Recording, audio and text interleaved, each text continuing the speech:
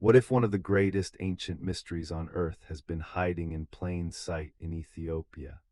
Not in Egypt, not in Peru, not in Greece or Rome, but high in the mountains of northern Ethiopia, where gigantic stone monuments rise from the earth like the remains of a forgotten world.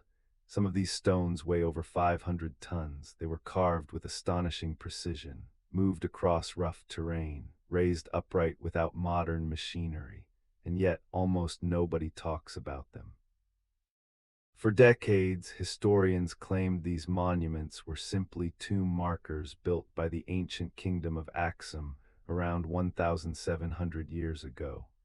But a growing number of researchers believe something does not add up. Because beneath these towering obelisks are underground chambers built with engineering so advanced, they resemble the mysterious stonework of Peru, Egypt, and even ancient Lebanon.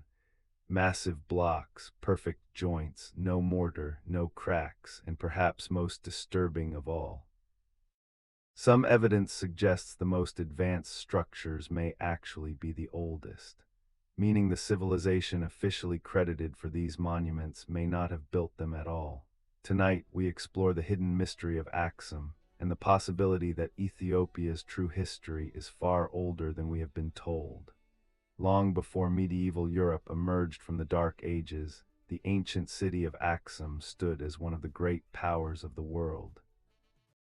Located in what is now northern Ethiopia, Axum became a massive trading empire between the 1st and 7th centuries AD.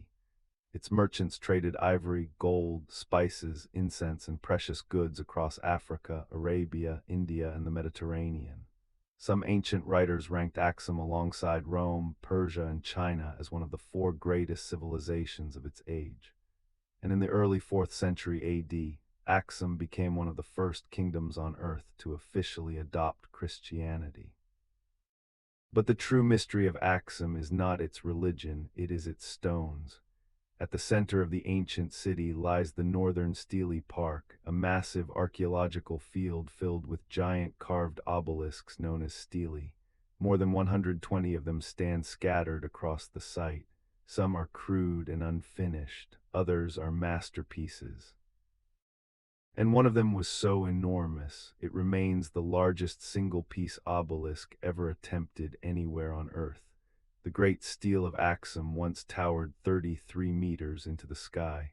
That is taller than a 10-story building. It weighed an estimated 520 tons. To understand how massive that is. The famous Luxor obelisk in Egypt weighs roughly half as much. Yet the Axumite monument was carved from an incredibly hard granite-like stone and transported nearly 7 kilometers from its quarry. Even modern engineers struggle to explain how this was accomplished. But at some point in antiquity, the giant collapsed. Some believe it fell during construction. Others think an earthquake destroyed it. Today, its broken pieces lie across the ground like the skeleton of a fallen titan. Local legends once claimed giants or even mammoth-like creatures helped move the stones. Modern historians dismiss these stories as myths, but legends often survive for strange reasons. Sometimes they preserve distorted memories of events people no longer understand, and the deeper archaeologists dug beneath Axum, the stranger the story became. Beneath the Stele field are dozens of tombs cut into the bedrock. Most are simple, rough walls, basic chambers, primitive carving. Exactly what historians would expect from normal royal burials, but a small number of tombs are completely different. These underground structures display engineering far beyond the others around them. One chamber beneath the Great Stele contains a 7-meter stone staircase leading into a network of precisely cut rooms. Massive stone blocks locked together without mortar. The joints fit so tightly that even a knife blade struggles to enter the cracks. False doors are carved directly into the stone walls, and some sections appear almost machine-cut. Then came an even more shocking discovery. In 1972, erosion revealed another underground complex now known as the Tomb of the Brick Arches.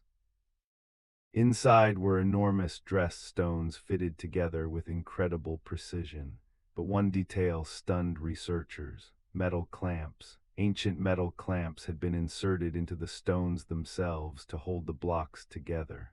This technique appears at several mysterious ancient sites around the world, including places thousands of kilometers away, and that is where the controversy truly begins.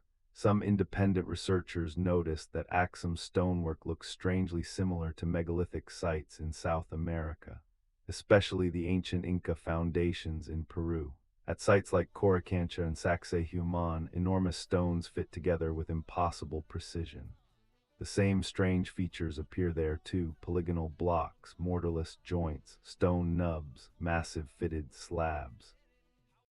Even the clamp systems resemble methods seen in parts of ancient Egypt and the Middle East. Mainstream historians say these similarities are coincidences. Different civilizations simply developed similar techniques independently, but critics argue the similarities are too specific to ignore, especially because Ethiopia already possessed advanced megalithic architecture centuries before Axum officially rose to power. At the ancient site of the Great Temple of Yeha, researchers discovered enormous precision-cut stone blocks dating back to around 700 BC.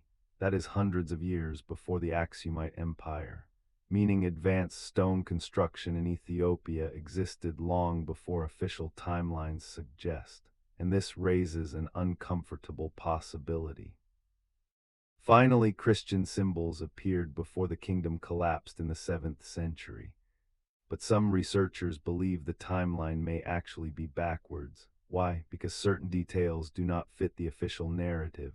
Take the Christian crosses carved into some underground tombs. The crosses themselves are rough, uneven, crude compared to the surrounding stonework. The giant blocks around them display extraordinary craftsmanship, but the crosses look almost amateurish by comparison.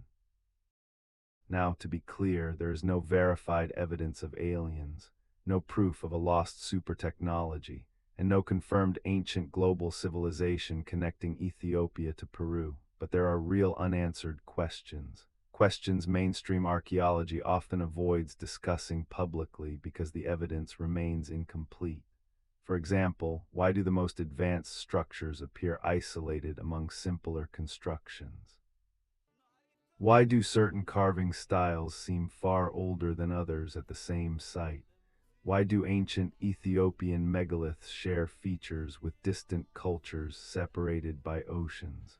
And perhaps the biggest question of all, how much history has been lost simply because Africa's ancient civilizations were understudied for centuries? For generations, many African archaeological sites received only a fraction of the funding and attention given to Egypt or Europe. Some researchers argue this created enormous blind spots in our understanding of ancient history. Axum may be one of those blind spots, a place where fragments of a much older story still survive beneath the earth, waiting to be understood.